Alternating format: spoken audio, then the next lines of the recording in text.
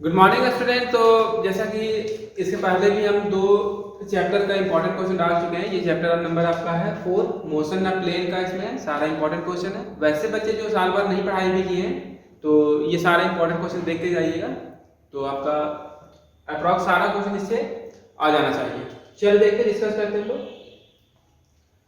Chapter 4 का जो पहला क्वेश्चन है इसमें बोलता है विच among the following is a scalar quantity. इसमें से फोर्स है, मास है, मोमेंटम है, वेलोसिटी है। जैसे आपसे पहला क्वेश्चन पूछा गया कि इसमें कौन सा स्केलर है। देखिए फिजिकल क्वांटिटी को दो भाग में बांटा गया, एक होता है स्केलर और एक होता है वेक्टर। स्केलर में क्या होता है, सिर्फ मैग्नीट्यूड होता है। मैग्नीट्यूड का मतलब होता है न्यूमेरिकल वैल्यू, और वेक्टर में मैग्नीट्यूड और डायरेक्शन दोनों होता है। Magnitude plus direction, magnitude plus direction,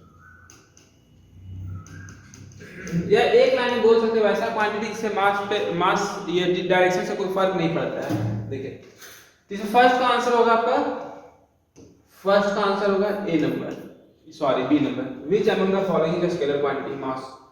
second number बोलता है out of the following which is not a scalar quantity. Time आपका स्केलर क्वांटिटी है, वॉल्यूम भी स्केलर क्वांटिटी है, डेंसिटी भी आपका स्केलर क्वांटिटी है। इसमें स्केलर क्वांटिटी कौन नहीं है, इसका आंसर होगा डी नंबर, मोमेंटम। मोमेंटम जो होता है आपका वेक्टर क्वांटिटी होता है। फिर बोलता है मोशन ना plane is called motion in 1 dimension, motion in 2 dimension, motion in 3 dimension या मोशन इन 4 डायमेंशन। जब प्लेन रहेगा तो 2 डायमेंशन, स्ट्रेट लाइन रहेगा तो 1 डायमेंशन। याद रखिएगा स्ट्रेट लाइन जब रहेगा तो 1 डायमेंशन, प्लेन रहेगा 2 डायमेंशन और स्पेस रहेगा तो 3 डायमेंशन। यहाँ पर आपका ऑप्शन हो जाएगा मोशन इन 2 डायमेंशन। थर्ड का जो आंसर होगा मोशन इन 2 डायमेंशन। चलिए नेक्स्ट क्वेश्चन नंबर 5 बोलता है डिस्प्लेसमेंट वेक्टर इज अ। तो यहाँ पर याद रखिएगा डिस्प्लेसमेंट क्या होता है, चेंजिंग पोजीशन वेक्टर। जिसका आंसर हो जाएगा 5 का ए नंबर। 6 नंबर क्वेश्चन बोलता है suppose an object is at point P at time t moves to P dash and then comes back to P, then displacement is a. बोलता है कोई point P पे है और ये चला गया P डैश तक, फिर ये वापस आ गया P तक, तो डिस्प्लेसमेंट कितना होगा। देखिए ऑब्जेक्ट P पे था, फिर वो P डैश पे गया और फिर वो वापस आ गया, तो डिस्प्लेसमेंट यहाँ पर कितना हो गया, 0। डिस्प्लेसमेंट कितना हो गया, 0, क्योंकि जो ऑब्जेक्ट जहां से चला था वही वापस आ गया वो। तो यहाँ पर आपका ऑप्शन है unit vector, null vector, scalar और नन ऑफ दिस। तो याद रखिएगा नन वेक्टर जो होता है वो जीरो वेक्टर का दूसरा नाम है, और जीरो वेक्टर बोलते हैं जिसका मैग्नीट्यूड कितना होता है, 0 या जिसका वैल्यू 0 होता है। इसका आंसर हो जाएगा 6 का बी नंबर। 7 नंबर क्वेश्चन देखिए क्या बोलता है, the relation between the vector A and minus lambda vector A is that. तो याद रखिएगा कि यदि कोई वेक्टर ए है और ये वेक्टर बी है, ये वेक्टर ए है और ये वेक्टर बी है, तो यहां पर हम इसको a बराबर b लिख सकते हैं क्योंकि दोनों का मैग्नीट्यूड सेम। लेकिन अब जो दोनों में डायरेक्शन देंगे तो ये मेरा गलत हो गया, तो यहाँ पर हम क्या करते हैं माइनस साइन लगाते हैं। माइनस साइन सिर्फ ये बताता है कि दोनों का डायरेक्शन क्या है, अपोजिट। तो यहाँ पर जो आपका आंसर होगा दे हैव अपोजिट डायरेक्शन। 7 का आंसर हो जाएगा सी, क्योंकि यहाँ पर ये साइन जो लगा हुआ माइनस साइन लगा हुआ है।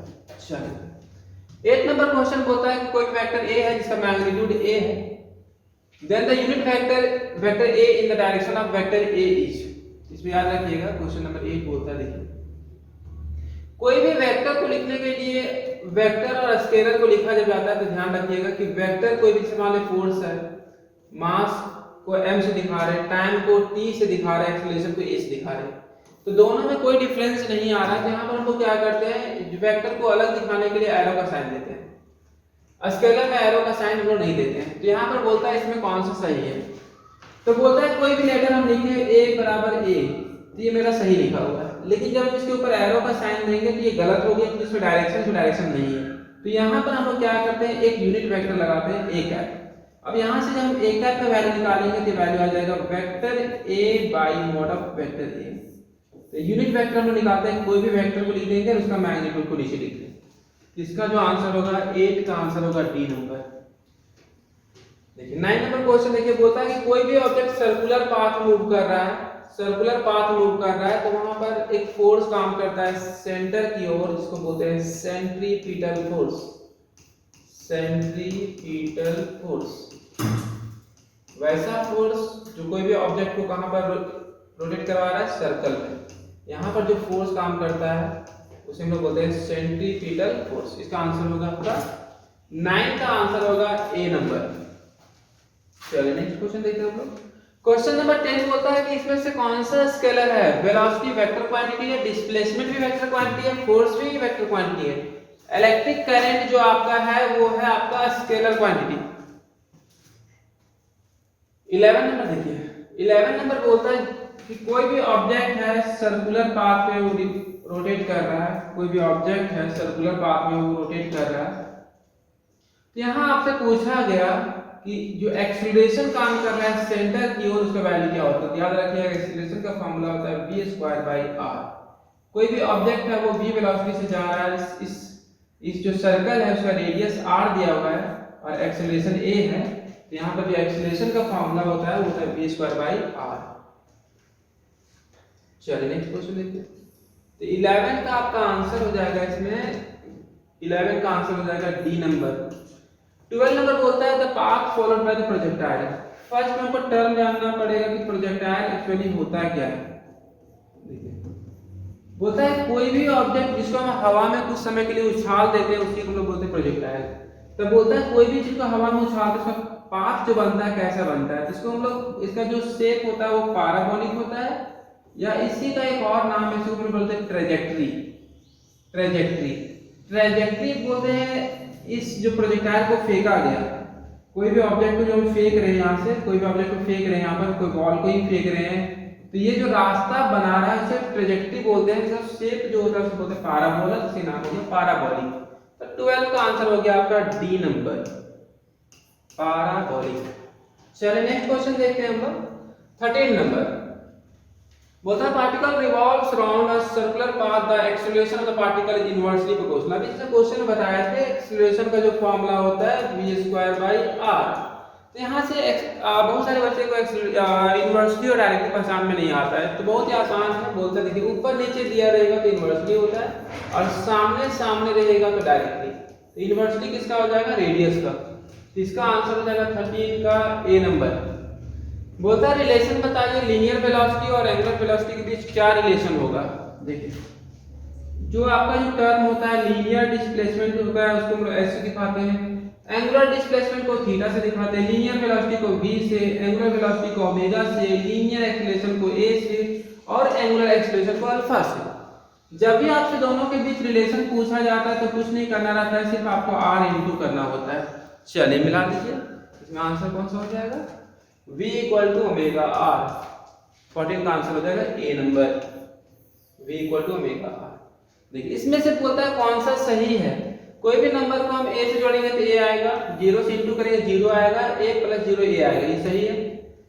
कोई भी नंबर को a से जोड़ेंगे तो a आएगा, 0 0 प्लस a ही आएगा, लेकिन यहाँ बोलता है a नहीं आएगा, ये तो गलत ऑप्शन हो गया। a प्लस 0 a आएगा, a इंटू 0 0 आएगा, 0 प्लस a आना चाहिए, बढ़िया 0 लिखा हुआ, गलत ऑप्शन हो गया। इसमें आपका आंसर हो जाएगा 15 का ए नंबर।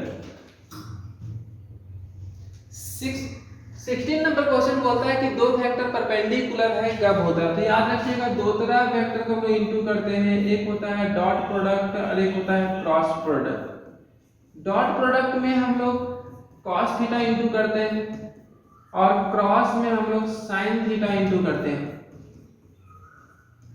तो यहाँ पर आपसे पूछा गया कि थीटा का वैल्यू मतलब a डॉट b दो वेक्टर परपेंडिकुलर कब होगा।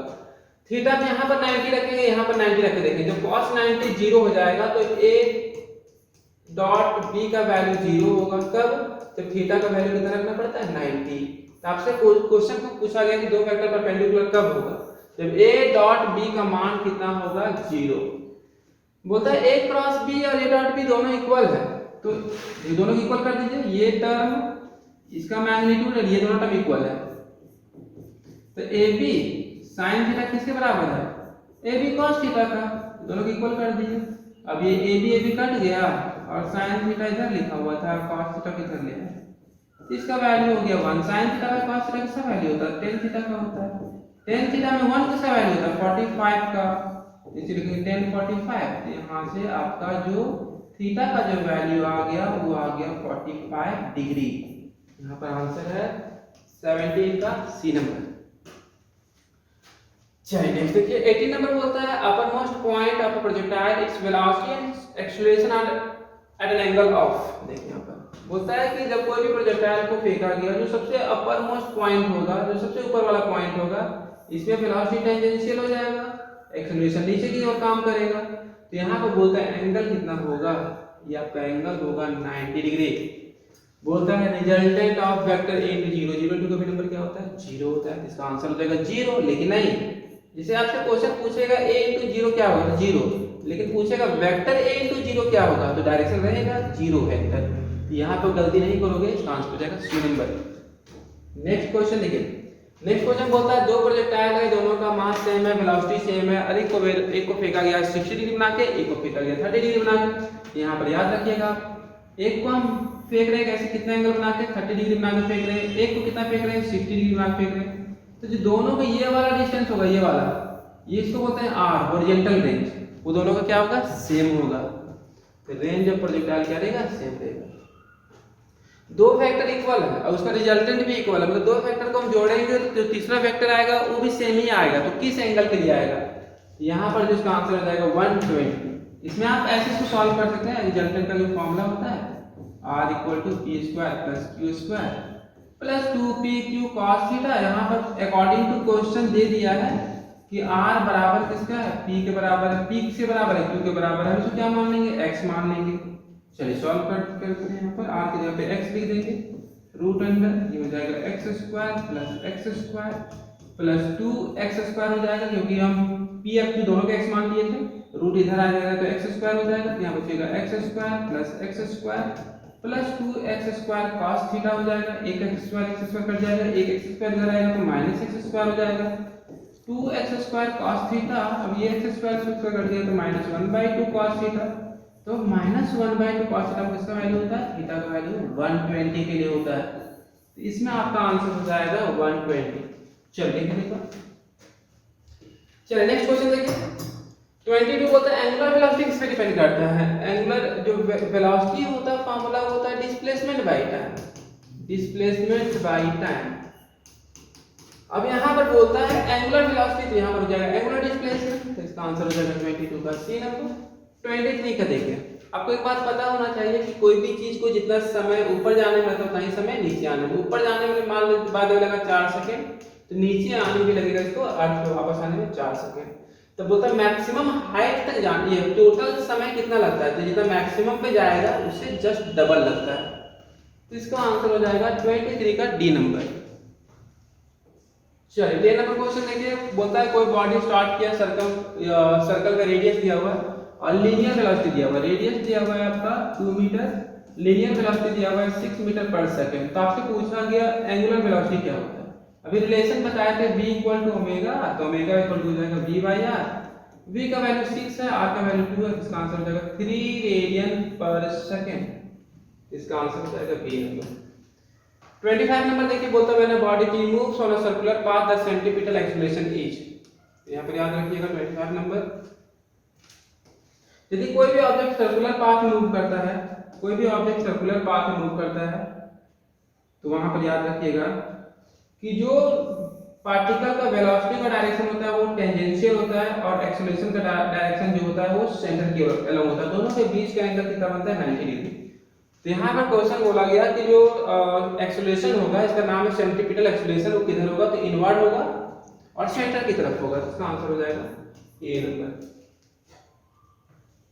26 नंबर बोलता है कि angle between unit vector p and q is theta, तो वैल्यू क्या होगा। देखिए यदि आपसे पूछा गया कि vector p cross vector q का वैल्यू क्या होगा, तो इसका आंसर हो जाएगा pq sin थीटा। लेकिन क्वेश्चन में थोड़ा सा चेंजिंग है, p cap into q cap है, तो इसका जो p कैप का मैग्नीट्यूड होगा 1 होगा, यूनिट वेक्टर का मैग्नीट्यूड 1 होगा और बीच का एंगल हो जाएगा sin थीटा। तो इसका जो आपका आंसर होगा sin थीटा होगा, ना कि pq sin थीटा होगा। 26 का आंसर हो जाएगा ए नंबर। 27 नंबर बोलता है कोई पार्टिकल है जो यूनिफॉर्म सर्कुलर मोशन में भी, जैसे बताया कि एक्सीलरेशन जो होता है आपका किधर होता है, सेंटर की ओर होता है और हर जगह डायरेक्शन से चेंज होगा। देखिए हर बार ये डायरेक्शन से क्या होगा, चेंज होगा। यहाँ पर देखिए टेंजेंशियल ये सेंटर की तरफ, लेकिन ए का वैल्यू चेंज नहीं होगा। तो बोलता है इसमें कि क्वेश्चन बोला गया कि कांस्टेंट इन डायरेक्शन, को डायरेक्शन कांस्टेंट नहीं होगा, मैग्नीट्यूड होगा but not in the direction. ये आंसर होता है 27 का बी साइड।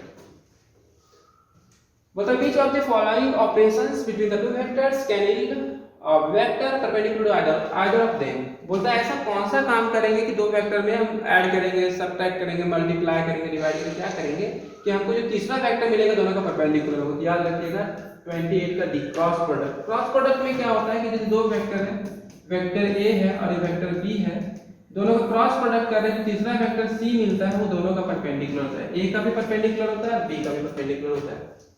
29 नंबर क्वेश्चन पूछा गया कि मैक्सिमम रेंज कहां होगा। बहुत इंपॉर्टेंट क्वेश्चन है, 45 डिग्री पे हॉरिजॉन्टल रेंज का वैल्यू मैक्सिमम होता है। फिर बोलता है इसमें कांस्टेंट कौन सा होता है प्रोजेक्टाइल मोशन के दौरान। याद रखिएगा वर्टिकल जो वेलोसिटी होता है, दो कंपोनेंट तोड़ेंगे इसका, वर्टिकल और हॉरिजॉन्टल। वर्टिकल हॉरिजॉन्टल जो होता है हमेशा क्या होता है, v cos थीटा, इसका वैल्यू कहीं पर कोई चेंजिंग नहीं होगा। या u cos theta initial velocity u ले रहे हैं तो याद रखिएगा हॉरिजॉन्टल कंपोनेंट हमेशा क्या रहता है, कांस्टेंट रहता है। अभी बताया था पाथ प्रोजेक्टाइल को क्या होता है, ट्रैजेक्टरी। बोलता है इसमें कि कोई भी एक मिसाइल को फायरिंग किया गया और उसका वेलोसिटी इनिशियल वेलोसिटी दिया है तो मैक्सिमम रेंज क्या होता है। तो आर मैक्सिमम का फॉर्मूला होता है u²/g। u का वैल्यू दिया हुआ है 20 का स्क्वायर और g का वैल्यू दिया हुआ है 10। इसको सॉल्व कर देंगे 400/10 ये कट जाएगा तो इसका आंसर हो जाएगा 40 मीटर। इसका आंसर हो जाएगा 40 मीटर, ए नंबर। चलिए नेक्स्ट क्वेश्चन देखते हैं। बोलता है कि किसी भी ऑब्जेक्ट को 45 डिग्री से फेंका गया तो मैक्सिमम हाइट और हॉरिजॉन्टल रेंज में क्या रिलेशन होगा। यहाँ पर रिलेशन याद रखिएगा, r इक्वल टू क्या होता है 4h। मैक्सिमम रेंज का वैल्यू क्या होता है तो याद रखिएगा मैक्सिमम, ये तो रेंज का फॉर्मूला होता है लेकिन मैक्सिमम रेंज का फॉर्मूला होता है sin 2 थीटा। देखिए थीटा का वैल्यू 45 रखेंगे, sin 91 हो जाएगा। तो मैक्सिमम लेने के लिए हमको क्या लेना पड़ता है, u²/g।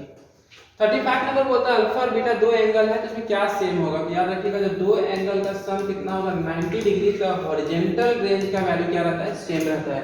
इसमें आंसर हो जाएगा बी नंबर। यदि ये वीडियो आपको अच्छा लगा हो तो इसे लाइक शेयर सब्सक्राइब करें। और यदि आपको लगता है कि नहीं इसका नेक्स्ट जो चैप्टर है, अभी आपका चैप्टर 4 डिस्कस किए हम और चैप्टर 5 लगता है कि नहीं आपको देखना है, या फिर लगता है कि नहीं हम जो वीडियो अपलोड कर रहे हैं वो आपके लिए फायदेमंद है, तो आप कमेंट में लिखिएगा। तो इसके बाद हम चैप्टर 5 का जो भी वीडियो होगा इसको अपलोड कर देंगे। चलिए thank you all the best.